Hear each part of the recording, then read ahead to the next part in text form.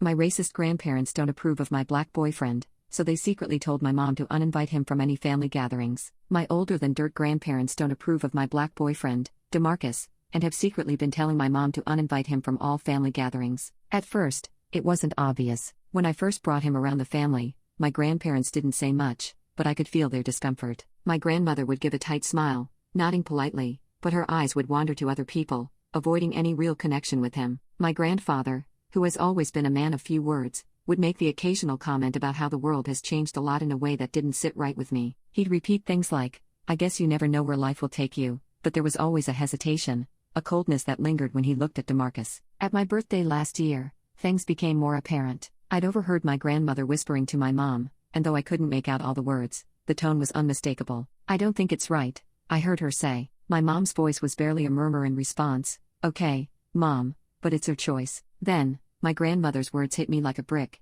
"This isn't how we raised her. She's got a good head on her shoulders, but this has to be just a phase." The more I thought about it, the more I realized this wasn't a phase for me. DeMarcus and I were serious. We had a relationship built off of mutual respect and admiration for one another. We were in love, but my grandparents' subtle disapproval grew more evident with every family gathering. My grandmother would make sure to place DeMarcus at the end of the table, far away from everyone else, while I'd sit next to my cousins. Whenever he tried to join in on conversations, there would be uncomfortable silences. It wasn't overt racism, nothing so blatant as slurs or insults, but it was there, in the air, thick and suffocating. Everyone could feel it, even DeMarcus. The breaking point came the following Christmas. I had decided that I wouldn't let the quiet discomfort slide this time. I invited him to join us for the Christmas dinner, hoping my grandparents would get past their unease. But this time, they made it clear they weren't going to pretend